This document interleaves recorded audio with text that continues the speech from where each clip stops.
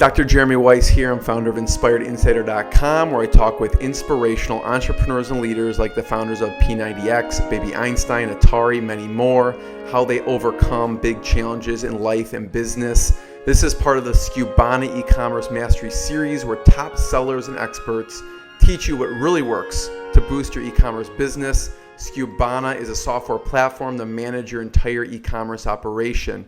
Today we have Kenny Kane. He's been coding since the age of 13.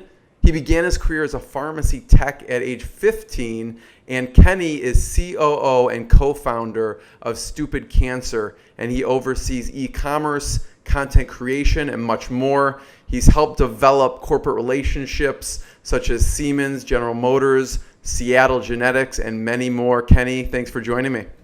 Thank you for having me. We have so much good stuff to talk about, from like CancerCon to Instapeer to your road trip, and also running the e-commerce and going from the demand out of nothing. And I always like to start with a quick win for people in e-commerce and what things they should be doing or shouldn't be doing. What is a must for sellers to boost sales? What's worked with your site?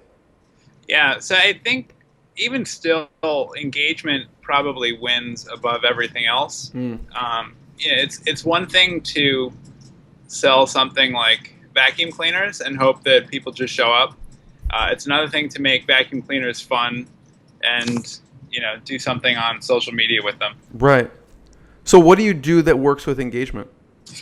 For StupidCancer, we have had a lot of success with posting people who are at various stages of treatment in StupidCancer wear. A lot of our community rocks, the bald head look, and they look great doing it. And those kind of posts just get so much engagement because people want to, they want to help the person in the picture by giving them props online.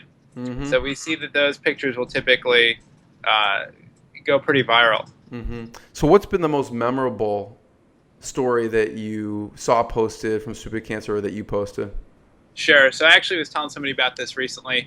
I had a good friend named Lauren Scott who ultimately passed away at the age of 16 from sarcoma. Oh, I'm sorry to hear that. Jeez. Yeah, she was a beautiful girl. She was one of the most active people in our community. People just rallied around her mom. She would put on like the Kurt Cobain glasses in different pictures. She probably had hundreds of sunglasses, and she just made it rock. She made it look great.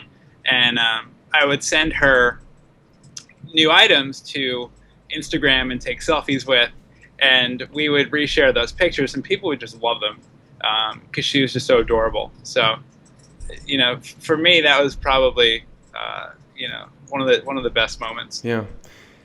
And I have to acknowledge, I don't know how you don't get, I don't know if depressed is the right word, but that's, you day in, day out are dealing with such, they're uplifting stories, but they're sad in the same respect, like that, and from the people who don't have a sexy business, like vacuum cleaners or cell phone cases or something, it sounds like you reached out to a raving fan and gave them stuff for them to promote to their audience or their, Instagram or wherever online.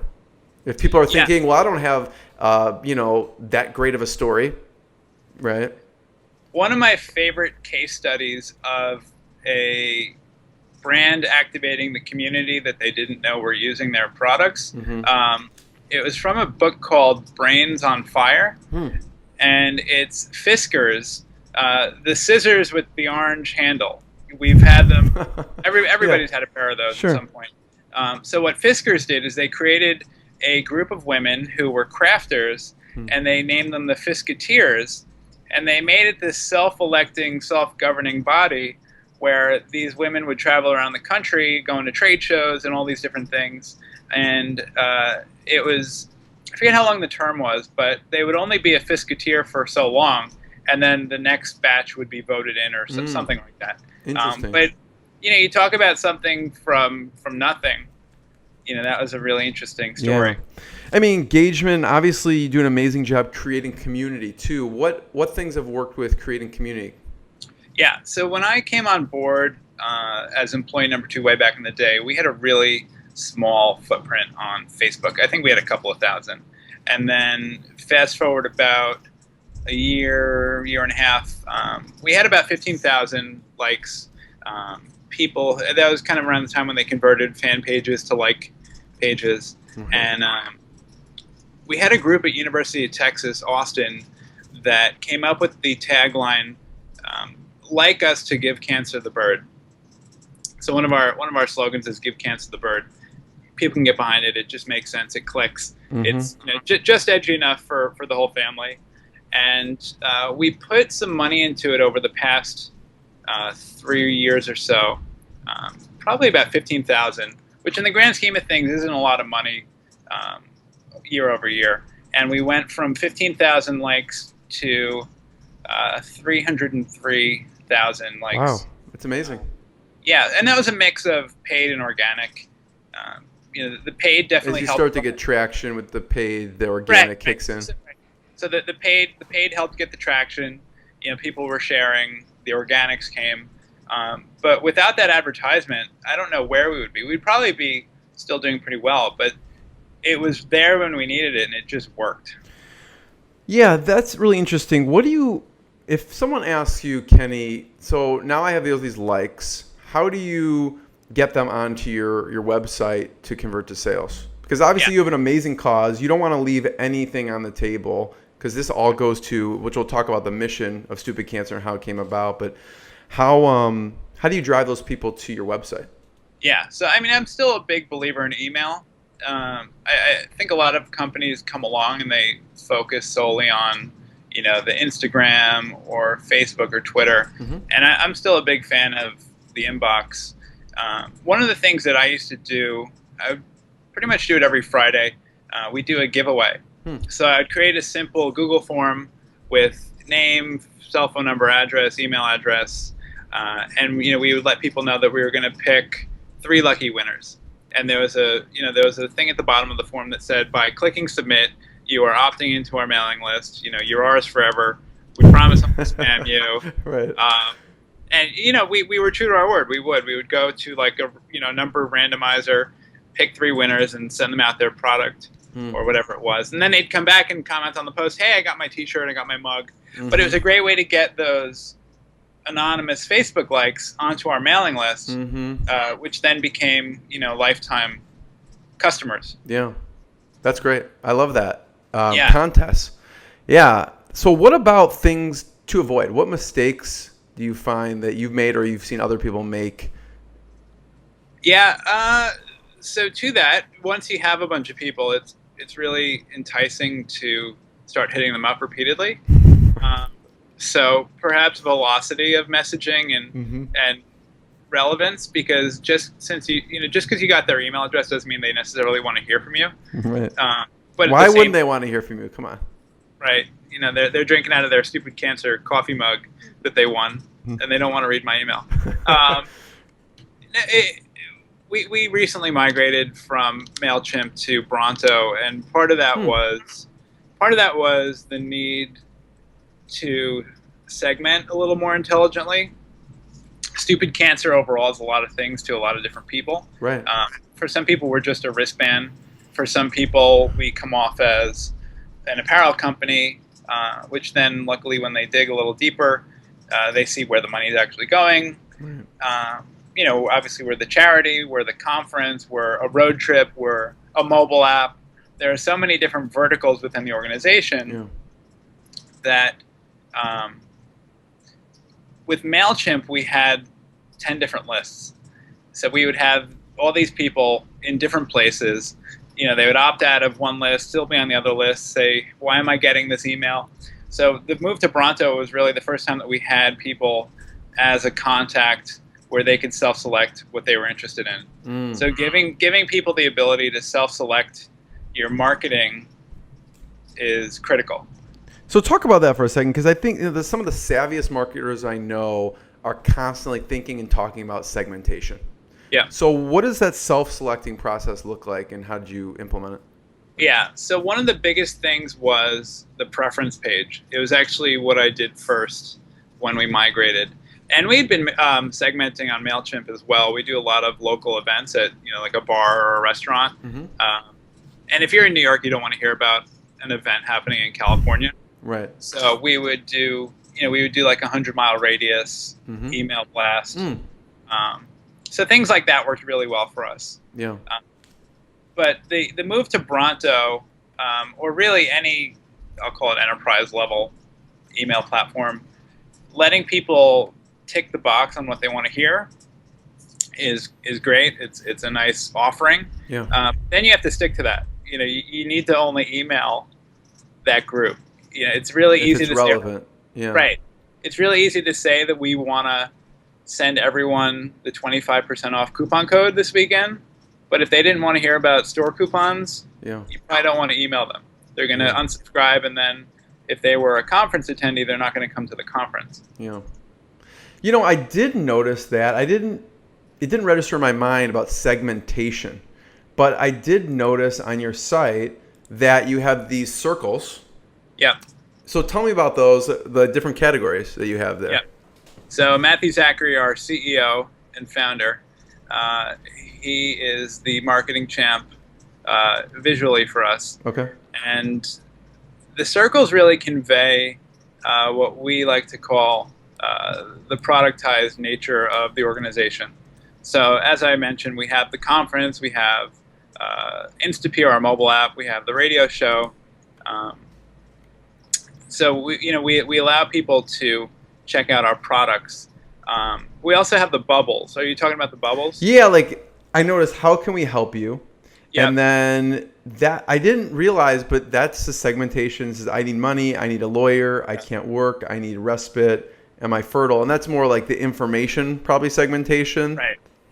It's almost self-driven support. A lot of nonprofits will make their websites based on role. So for us, it would be I'm a survivor, I'm a caregiver, I'm a healthcare provider. The next level down would be I'm newly diagnosed, I'm in treatment, I'm post-treatment, I'm in and out of treatment, I'm a long-term survivor, I'm a long-term pediatric survivor. So we do have a lot of different roles within the organization. Right.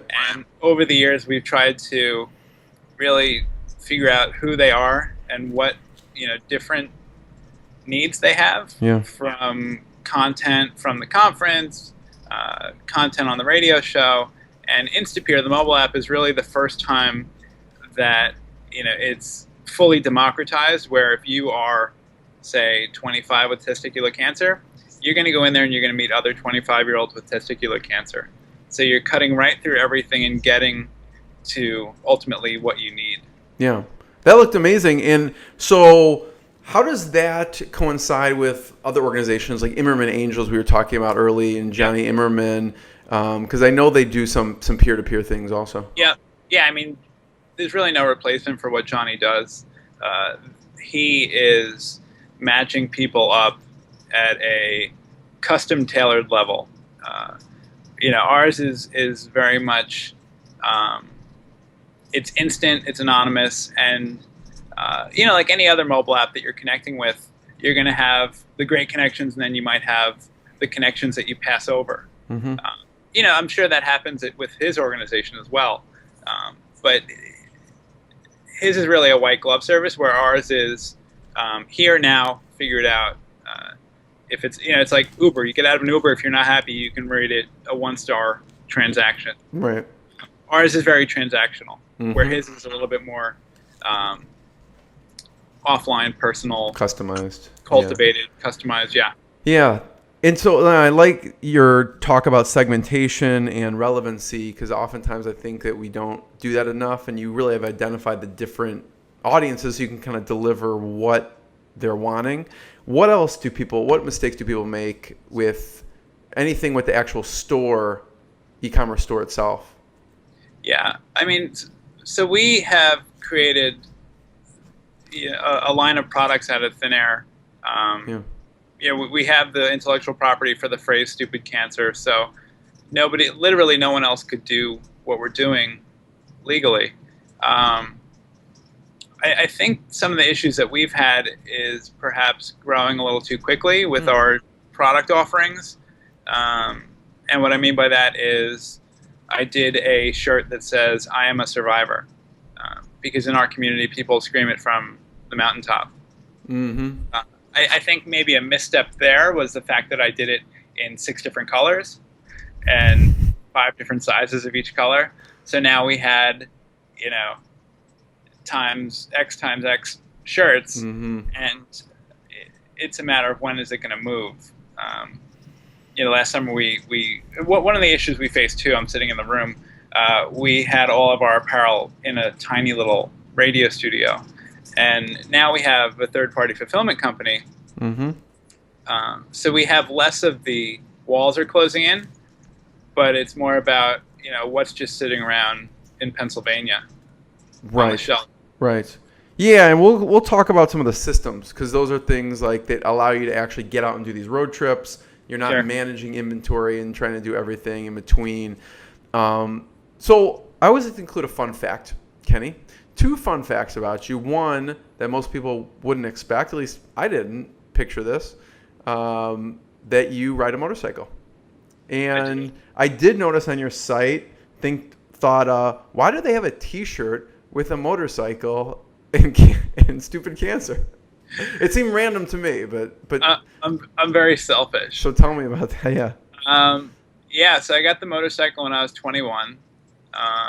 My dad, who is the cancer survivor, and we'll get into that as well. Yeah. Dad and I would always go look at motorcycles over the summer, and I got the bike. He didn't get the bike. It's all right, Dad. Since you're probably watching this, I forgive you. Although this summer I put the bike in a garage in Brooklyn. My dad's out on Long Island, and he let me know that mowing the lawn wasn't quite the same because he couldn't wrap it up with a ride around the block on the motorcycle. Nice. So then what made you decide to create that T-shirt then? Or did you decide that? So I've always been a big fan of Sons of Anarchy. I'm definitely not your typical biker.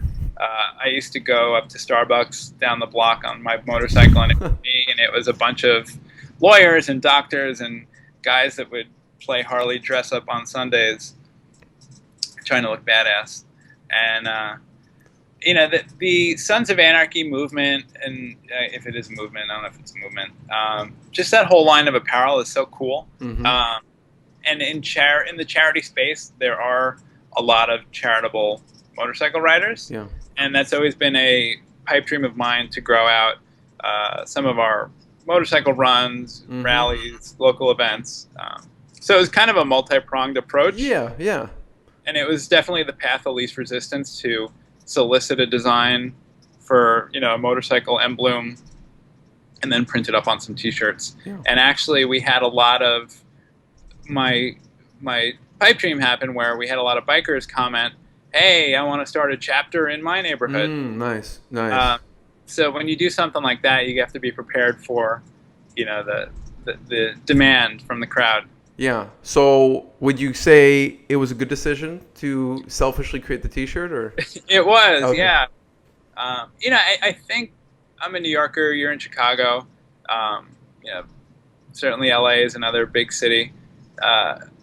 We forget that there are cross sections of the country in between these huge cities, where just because I'm walking around the streets of Manhattan, most of the country are riding their motorcycles. Right. So.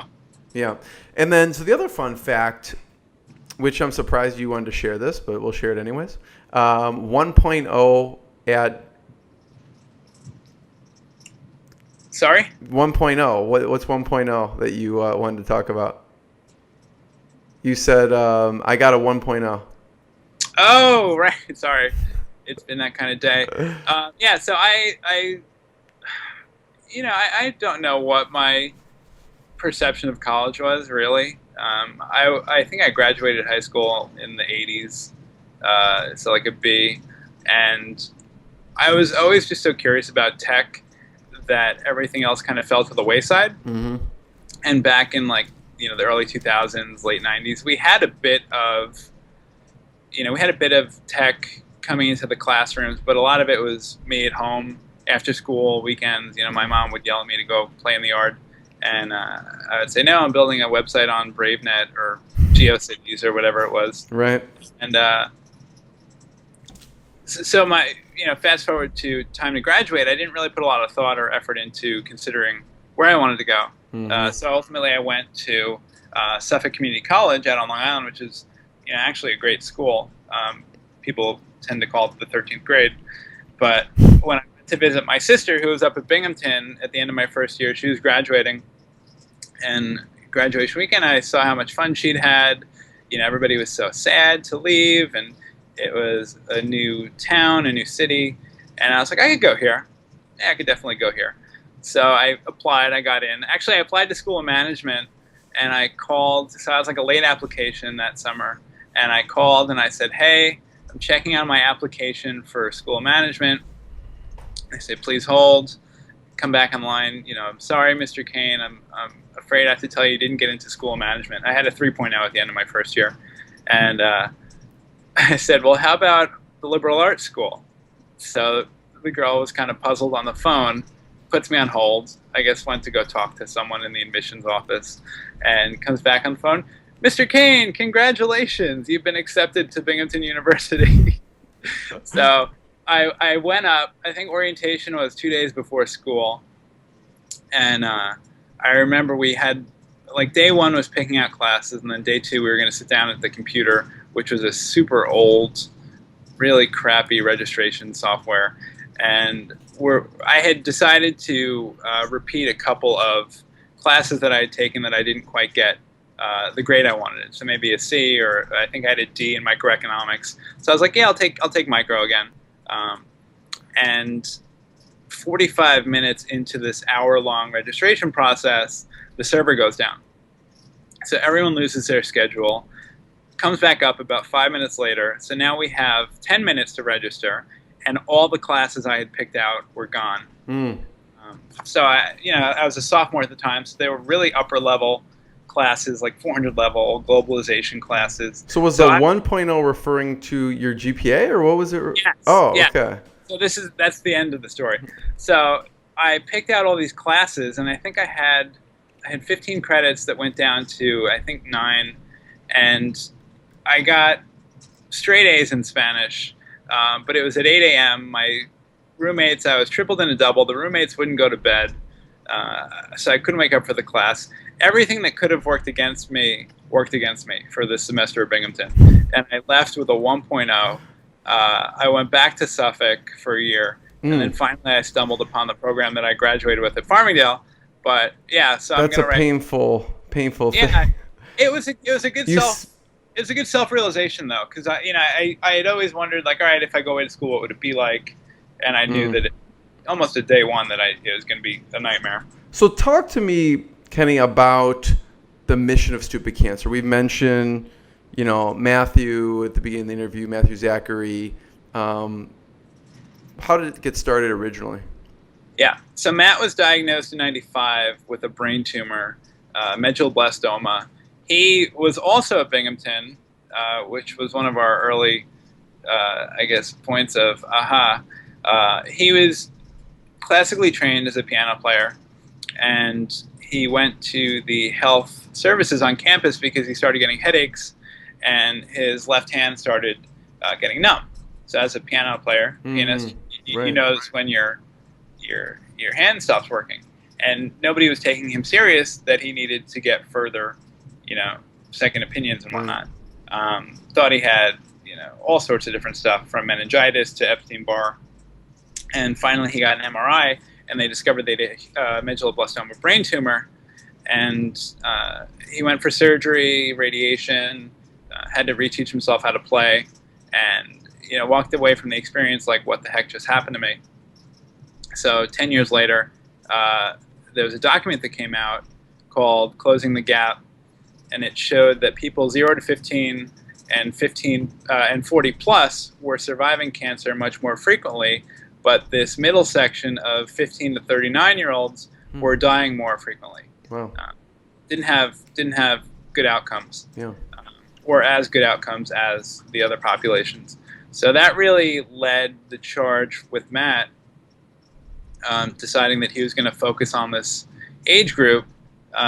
Early on, I would tell people that we were like Facebook for cancer, where you can only be a certain age. to benefit from us. Yeah, because eventually, I want to talk about your journey once you get to StupidCancer. Yep. But you were personally affected, and that's one of the reasons you are so passionate about it. Yep.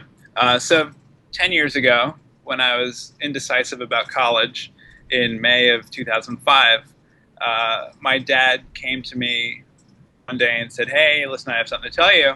And I said, "What's up?" And he was getting something out of the fridge and had dropped it and kind of hit himself in the crotch and noticed that it wasn't getting better. It was hurting days later. And luckily he had access to some urologists that he worked with at a hospital. And they said, "Yeah, something's here." So maybe 2 or 3 days later, he was on the operating table, had an orchiectomy. Wow. And then that summer went through chemo. And I actually had to pick him up from his first chemo to come to high school graduation. So here I am, cap and gown, best time of my life, had prom the night before, life was great, we're getting out of here. And, I have to look out to the crowd and see my dad, looking exhausted. And it was just, I feel like Kurt Vonnegut would have had something to say about it, from a irony perspective. Mm-hmm. So, that too, I didn't really know what the future held for him. I didn't know what the future held for me. Yeah. I was planning for college and continuing with my life, and I didn't know to the degree of care that he would need. So we kind of went through it together. I was his healthcare proxy. I took him to surgeries. I picked him up from surgery, and it's definitely impactful. And I had been in the pharmacy field for a couple of years at that point, so I had a basic understanding and appreciation for the significance of the event, but you're never really prepared when something like that happens to you. What was the toughest part for you in that time period, seeing your dad? Yeah, I think for me and for all caregivers, you're always wishing that the roles could be reversed.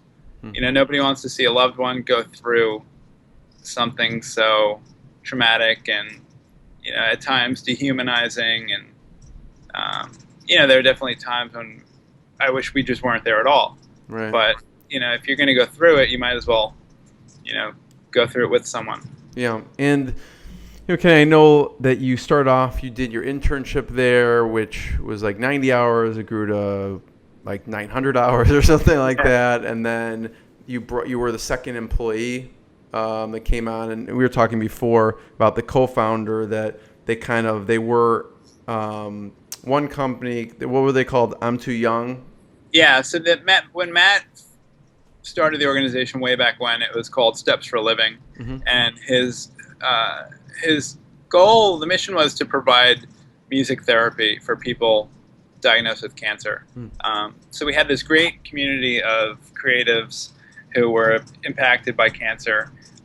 And then, the report came out in 2006 that helped him kind of define who was going to be part of this. And the name changed in 2007 to I'm Too Young for This Cancer Foundation, also known as I2Y Cancer Foundation. So there was kind of two brands working together. And it was a great name. It worked. I mean, it hooked me. It conveyed the sentiment. A lot of doctors and healthcare providers will tell people, or just the general feel for it is you're too young for cancer. Right. You're in your 20s and 30s. But StupidCancer really, it kind of made its way to the top. People started calling Matt and I the guys from StupidCancer. People would call us StupidCancer. We would have to correct them. No, I'm too young for this. It was just a lot of. Just stuck. It was a lot of effort to fight the whole StupidCancer change. So one day we were just like, all right, that's it. Yeah, and so what were some of the traction that you saw early on when you started implementing the e-commerce? Because I know when we were talking there, you created demand out of nothing. What did it look like early on? Right. So during the I2Y, I'm Too Young for This period, we did have a pretty elementary T-shirt offering on Cafe Press. Matt had done, like this StupidCancer kind of block on a shirt, and then it had like the word testicular with an arrow, So like stupid testicular cancer, and that was across the board for all cancers. And it worked. It was great. I think we would probably get about $400 a month from that, which probably equated to selling 200 to 300 T-shirts if we were making $1 or $2 off them, which is the inherent problem with trying to scale on a website like Cafe Press. It's great for one-offs and for personalization, but it's not necessarily going to, help your margin. Yeah. So what was next after that? Yeah. So we and at the same time we were selling our wristbands through a third party called Loser Kids, which is like a pop punk apparel website. And at the time, one of our board members had a Volusion store, and I remember, throwing the idea around, like, what if we just created our own store and brought it in house? And at the time, Matt, it was like, who's going to run it? And I said, well, I have 10 minutes here in this part of my day. I'll do it then. And prior to the store launch, I think we would do about $5,000 a year in revenue. And our first year on Volusion, which was 9 months out of the year, we did 25,000. Nice. So immediately there, and back then, like I said, we were probably hovering around 25, 30,000 Facebook likes. So we were still pretty small. Yeah. So I think we all took a step back and said, all right, there's something here. And then the next year we did about 68,000, and then we just closed out the last year at 117,000. Congrats, that's great. Yeah, so we're doubling year over year, and kind of as much as we've grown with Facebook, we've grown in revenue and store size. Yeah. So what are the best sellers? What have you found the best sellers? And in contrast, what did you think were going to be best sellers that did not sell well? Yeah. So the average cart size is about $40, which could be a hoodie, or it could be 2 T-shirts, or a T-shirt and a 10-pack of wristbands. That's usually the configuration. Definitely sell a lot of hoodies. I'm lucky to have a woman named Stephanie that helps me do all my apparel. She is a Kaiser and Blair rep out of Florida, and she might as well be a part to full-time employee at times, because she helps me manage supply chain and all that good stuff. And we wouldn't be where we are without her. But her and I have fun because she is always going to trade shows and always letting me know, like, hey, we have this new product. Maybe it's a beer koozie with a hoodie on it. Like these little tchotchke things. So we do test with a bit of that kind of stuff. We did a pill box. The pill box was a hit, but then it was discovered that after a couple of months of use, that the tops would open on the different days. So we've kind of gone through the ringer with testing some of the knickknacks. Definitely the T-shirts are our bread and butter. We started on a Gildan 5000, and we've since started printing on like a Tultex 0202, which is a more American Apparel like T-shirt. So people are buying these shirts, they're wearing the shirts. People are getting them as gifts, and it's not something you just throw on the shelf because it's so comfortable. Yeah.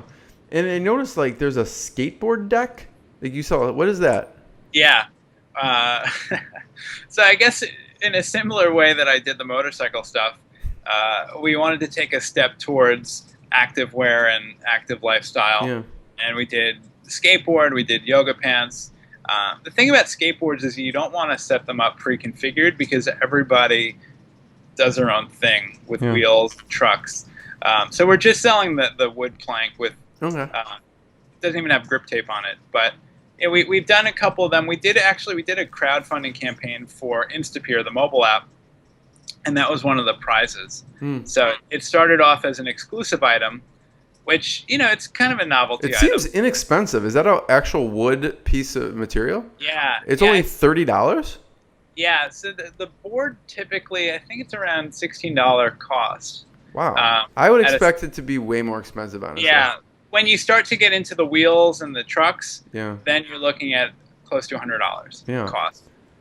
So have you played around with pricing at all? I'm curious about, like, in general, what's worked, what hasn't worked, or what you found to be kind of a sweet spot for certain products.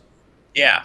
I think on where to start with that. So the skateboard, for example, is $30 now. We started at $50. we probably moved a couple of units based on the excitement of a new item, and then it plateaued.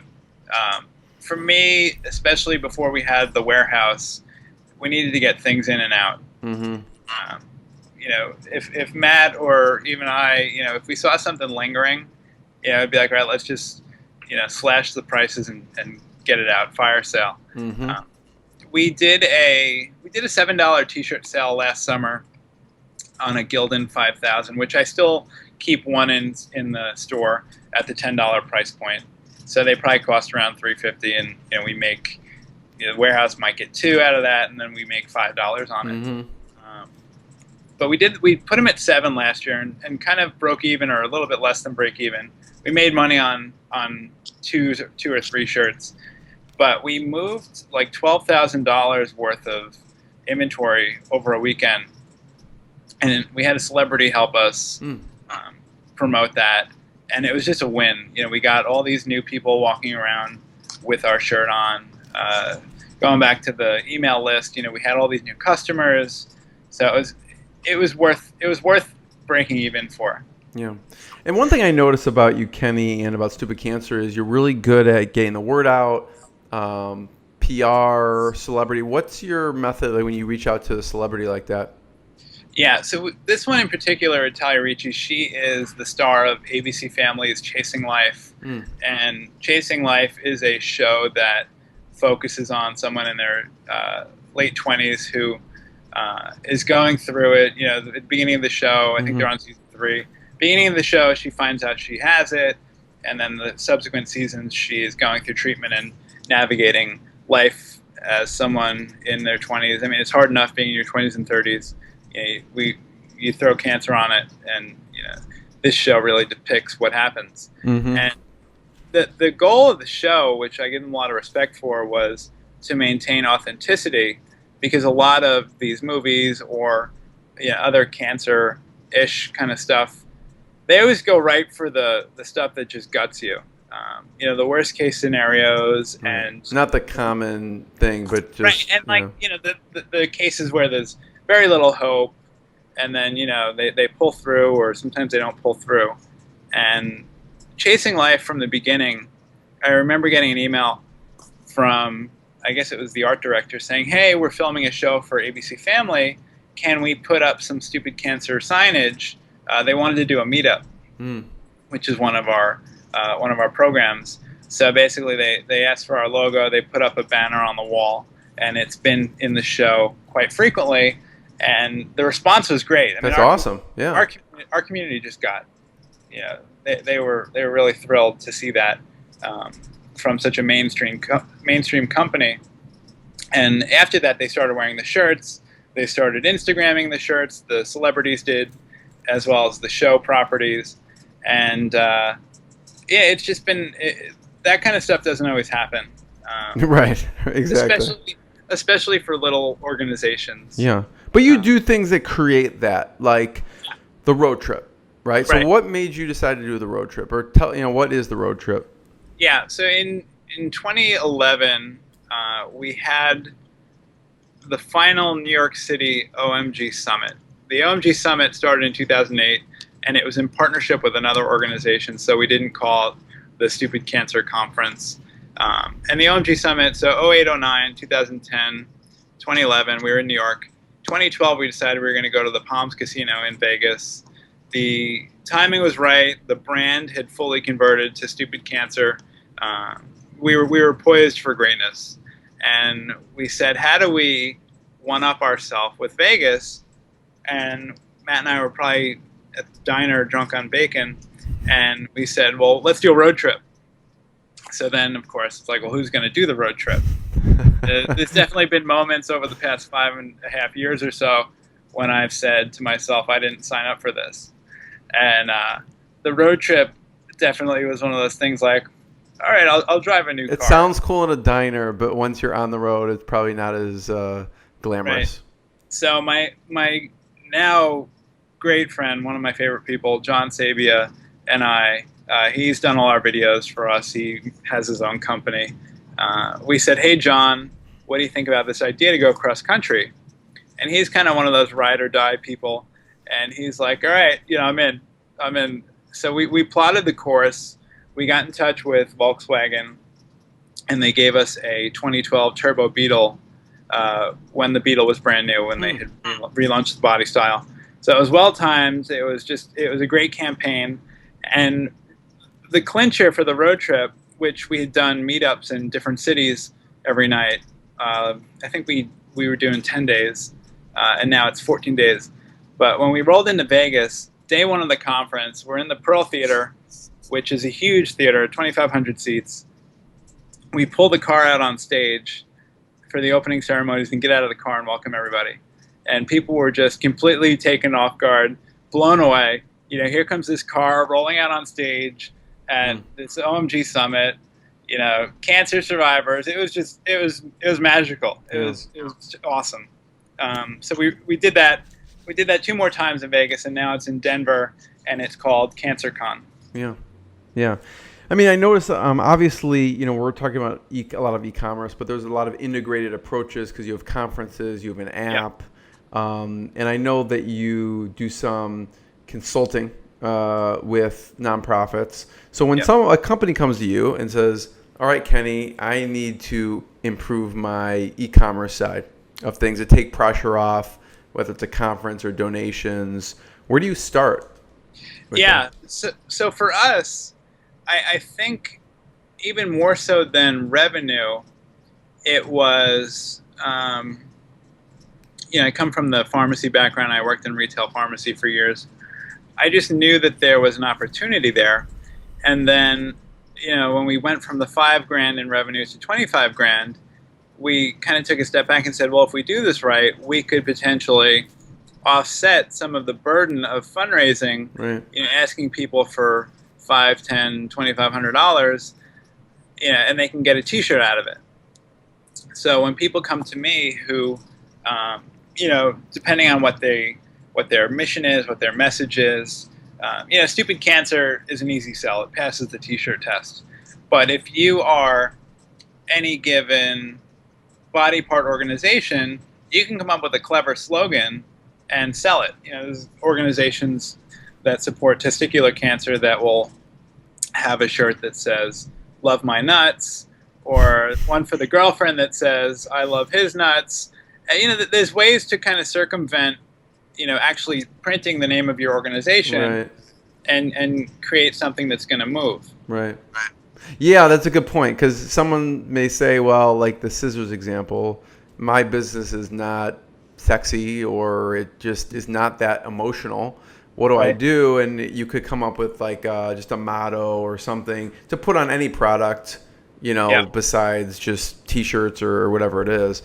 Yeah, that's a good point. And so what have you seen, or as far as, obviously you want to keep growing the e-commerce, what is the next step? What do you think is going to help? Yeah, well, all right. Everybody who's watching this has to sign a non-disclosure. So we also use the tagline called "Get Busy Living." Yeah. One of Matt's favorite movies is Shawshank Redemption. Yeah. You hear it in media and in life, and our community is really identified with it, and really attributed to us now almost as much as StupidCancer. So I recently registered the domain getbusyliving.clothing, which points to the Get Busy Living brand section of my BigCommerce store. And the goal there is to create a new line of products that will appeal to everyone. Kind of like a Life is Good, or the flip side of that coin, which is Life is Shit, which is another great brand. But trying to decancerify everything within the store, so that if a friend is coming to buy a T-shirt for their cancer survivor in their life, maybe they'll pick up a Get Busy Living yoga pant or something. Another way that I've also considered going with it is gifts for survivors. So we talk about things like creams or lifestyle products. Things that'll just make the journey easier. I've toyed around with the idea of doing a subscription where, maybe it would be box 1, box 2, box 3, or the August StupidCancer kit, where you get, something that will brighten your day if you're sitting in chemo and somebody hands you this thing. Yeah. Because we certainly have the audience for it. Yeah. The hesitation and the consideration is cost of inventory, cost of kitting the stuff out, warehousing it, and ultimately, revenue versus the cost of goods sold. We try to fly between the clouds of the burden of purchasing all this stuff and profiting and being able to support the organization, because ultimately we're paying for the conference, we're paying for the mobile app, we're paying to produce the radio show. So we need to be able to operate while we grow strategically. We're not taking out a business loan to invest $300,000 in product, right? Because that would not be, we would not be good stewards of a nonprofit. Yeah. I mean, that kind of brings up too, you bring up obviously physical goods. I want to have you talk about what's the toughest part about running the e-commerce, but I do want to get to, having inventory is also very costly, and obviously I see the trend. I think it's really pretty genius as far as the mobile app goes. So I want to talk about that, but first, what's the toughest part about running the e-commerce? Yeah, so I mentioned them earlier. We migrated from Volusion to BigCommerce. One of the issues that we had early on was the reporting functionality, and our bookkeeper, who was used to doing our business a certain way, had to adapt his practice to now record all these transactions. We had to file for sales tax. There was a lot of upfront action items that we had to do, but we didn't necessarily know that we were going to have to do them.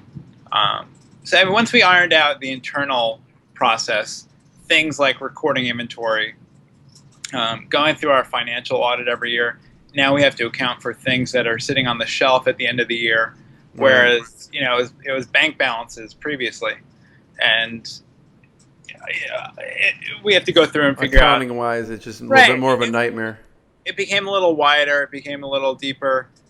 Figuring out cost of goods sold for every item, multiplying the inventory. There was a lot of granularity to it that perhaps from a pure profit perspective, up front it wasn't even break even. It was a lot of time invested to get the store up.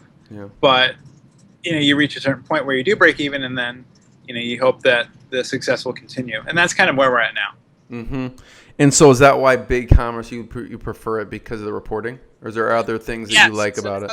I got a random sales call in the fall of 2013 from a sales rep, and I was able to go through the product demo myself and ultimately migrate and change the DNS within about 36 hours. It was really no time at all. It was really great to just switch. It was everything I had hoped for. Yeah. That I didn't know that I needed. So what other systems, software do you use? Yeah. So as I mentioned before, we have the warehouse, and one of the obstacles now is losing touch with my inventory. So I used to do all the fulfillment. Staff members would help me, but if we sold a lot of red shirts, I would know that the red shirt was trending. Whereas now I don't see that. You mean you do it yourself, like in an office? You'd be correct. So I'm looking at a radio studio desk. I would be folding T-shirts on the desk and packing and shipping with ShipStation and Indicia, and literally filling up a bag for the post office and wheeling it down West Broadway to the Canal Street post office. Right. So you're talking about a very manual process. Mm-hmm. We did a flash sale last summer that yielded about 350 orders. Wow. And Matt was like, "You're not filling orders anymore. Right. You're going to stay up for 2 days straight." So I came in on the Sunday and I started filling the orders, and I was like, "Yeah, I think it's time." But luckily, I had done an RFP for the warehouse, and I recently wrote a blog post about it. It was a matter of location, automation, and accommodation. And obviously location, we're in the Northeast. It made sense to have our products in the Northeast.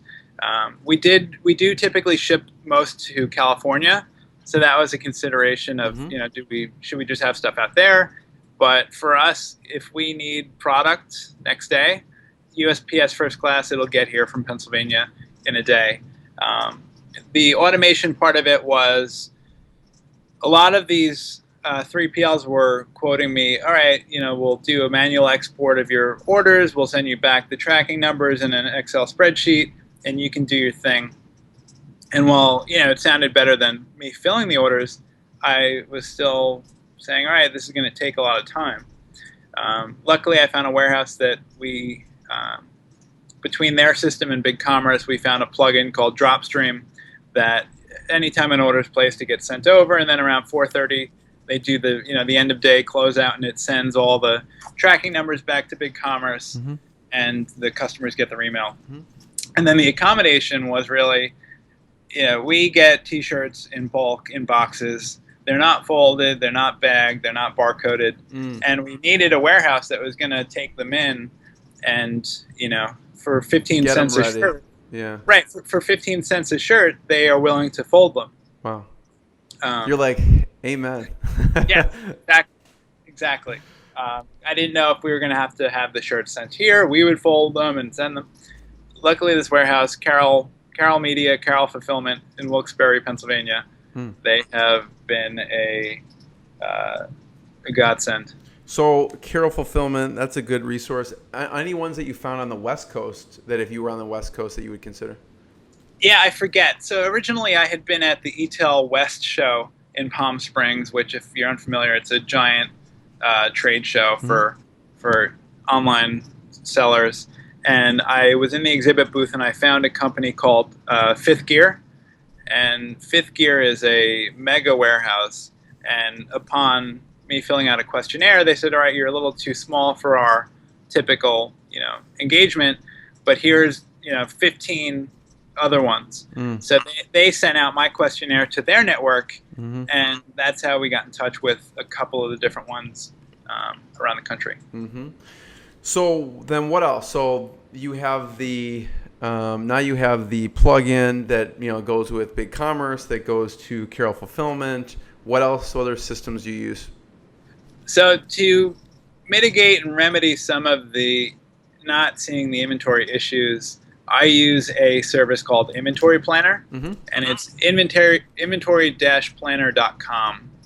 And what that does is through API, it syncs up with your store, pulls in all your SKUs, your product names, your images, your retail prices, your quantity on hand, and then it actually does demand forecasting, and it'll tell you based on any variable what's in stock. So if I want to see every product that is red, it'll tell me how many red products I want to see. If I want to see how many hoodies, if I want to see how many T-shirts, so that helps me see what's actually on the shelf. The inventory software works for them. It's not quite what I enjoy using. So having something that kind of bridges the gap between just numbers and also context is really important for me. And then you use Skubana. Not to make this a Skubana commercial, but I want to hear, how do you use it? What works with that? Yeah, so we're actually onboarding with Skubana now, and the team over there has taken me through the product, and I think that it will help me even more so demystify some of the things related to having inventory offsite, because ultimately, you lose the physical touch, you lose the pack and pick. It's not a detriment, but it certainly impacts the way that you run your business. And I feel like there's certainly money being left on the table if I'm not seeing the trending stuff. Right. You're not actually shipping it and have your hands on. Okay, I know that these red shirts I'm sending out 15 of them. I should think about selling more. Right. I mean, obviously, with any new software system, it takes time. So you must have. What did you like about it? Why did you decide to actually implement it? Because you knew there's always that onboarding process. Yeah. Yeah. So I mean, I'm the kind of person that tests and breaks and tests again. Mm-hmm. Yeah, I'm pretty confident that this will be able to help me just operate the store more efficiently. Because ultimately, I have a job to do. I'm running a cancer charity. I'm not running an online store. Right. I tell my friends there are some days that are really cancery, and then there are some days that are more business and online selling. But I'm very hopeful that Skubana will help us continue down the path of success. Yeah. Anything else as far as software systems that have been really helpful? I used a platform called Lexity, and what Lexity does, it was acquired by Yahoo when Marissa Meyer took over and started buying up all these little startups. Mm-hmm. It showed me in real time what people were shopping for, and I was using it on Volusion, and then I used it when I moved over to BigCommerce, and it really helped me with the 301 redirect process. It wasn't something that I did on the front end because I was just trying to get the new store up. So I think I mentioned that I was in the car when I was going through the BigCommerce migration period, recreating the store, and I was on the way to a 3-day conference. So what I did is I sat at the conference with my laptop open, looking at Lexity, and I can see when people were hitting page not found. And part of the Volusion migration to BigCommerce was I took a bunch of old items out that I knew just weren't going to be coming back. So if somebody hit a page not found for an item I discontinued, I would try to figure out where the best place to send them was. Right? So maybe I'll send them to this new T-shirt or this other wristband. So that was a really, really good process to go through. Mm-hmm, mm-hmm. So, Kenny, what else as far as resources that you think are good that people should check out for e-commerce, or companies that you follow as thought leadership goes? Yeah, I'd be remiss not to mention a private community called ECommerce Fuel. Mm-hmm. There's a lot of, I'll say, mid-tier merchants who are, maybe doing 500,000 to a couple of million, and those are the people who are just bootstrapped and really trying to hustle, and they're sharing real life problems and coming up with real life solutions for platforms in general and just online selling in general as well. Mm-hmm. I read a lot of industry blogs, so Practical E-commerce. I read the BigCommerce blog. I read Shopify blog. It's really easy to just drown yourself in content. Right. So when things typically will jump out, if you're facing a particular issue. Yeah. So, Kenny, I have one last question before I ask it. Where can people find out more? What sites should they check out? Sure. So if you're looking for cancer support in the 20s and 30s area, definitely check out StupidCancer.org. If you are looking to support someone in their 20s and 30s, you can buy a t-shirt at StupidCancerStore.org, and that will help keep us going and make us possible. If you are on a self-hosted platform and you are trying to figure out your next step, check out BigCommerce. And then you have a couple of conferences and Instapeer. Yeah, so definitely come to any of our conferences. We have CancerCon. We have coastal conferences. So we have OMG West and OMG East. OMG West is new for us this year, so we're happily expanding our product offering. Yeah. We have local meetups around the country. We have this road trip that somehow continues to roll through the... So it's not over yet? No, well, we've done 4 of them so far. Next April is planned to be number 5, and we may... You say it with such enthusiasm. No. Yeah. Once you get there, I'm sure it's rewarding, Oh, no, yeah. And I have no reason to complain. I mean, I've been to, I think, 39 of the 50 states, and I've made connections with people. I've, held hands in prayer when people were, facing dire circumstances. I have celebrated and, you know, cheers to people, you know, getting into remission. It's miracles and tragedies every single day. Yeah. And the road trip is the one time of the year when personally I'm able to see the impact of what StupidCancer does and, you know, connect with the strength of the people in this community, which is, you know, it's second to none. You walk in Disney World and you feel something, you know, whether it's your inner child kind of coming back to life. When you walk into our conference, you feel a certain energy of, you know, warmth and people not worrying about, you know, the little things in life. You know, it's just magic. There's really no other way to put it. So the fact that we are probably going to have a tour bus next year instead of a car is exciting, but at the same time, I'm wondering if I have to go to get my CDL now. So last question, Kenny. People should, you know, obviously check out the site, stupidcancer.org.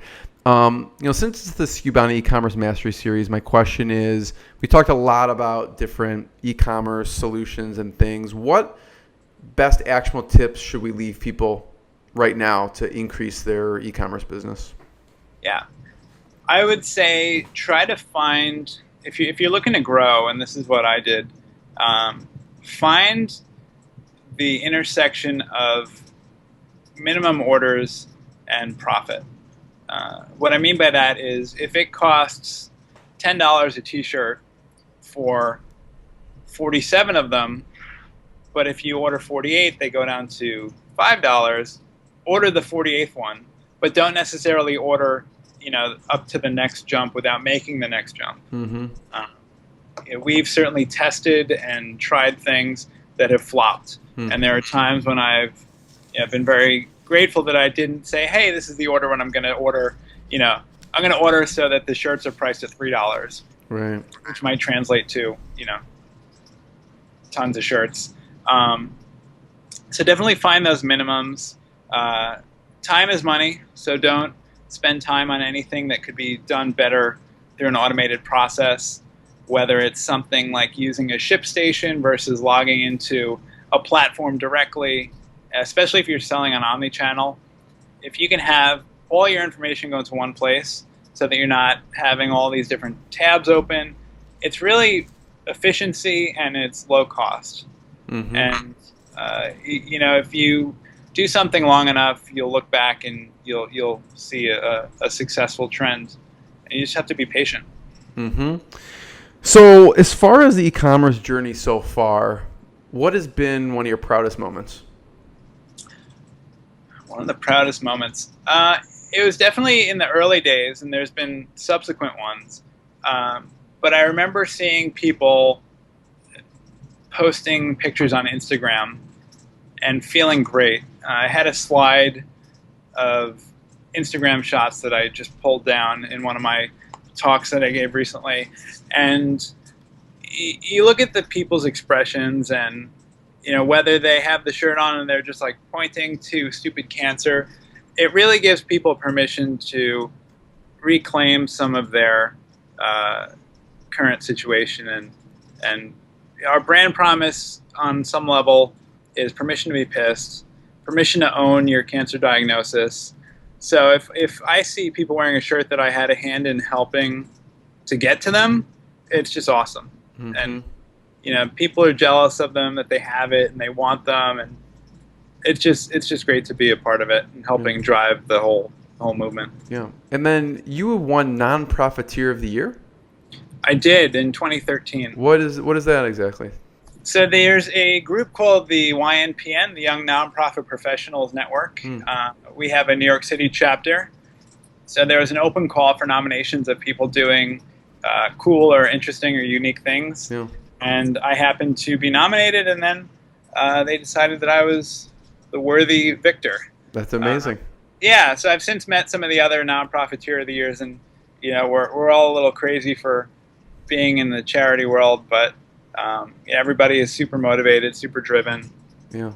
And I actually sit on the board now YNP and NYC. So Cool. it's fun to have a hand in that as well and meet people in different verticals within our nonprofit space. Yeah. Well, Kenny, thank you so much. It's been hugely valuable, and I want to be the first one to thank you for all your e-commerce knowledge and also for everything you do at StupidCancer for everyone. So thank you. Thank you so much. It's a blast. Yeah. Thanks, Kenny. See ya.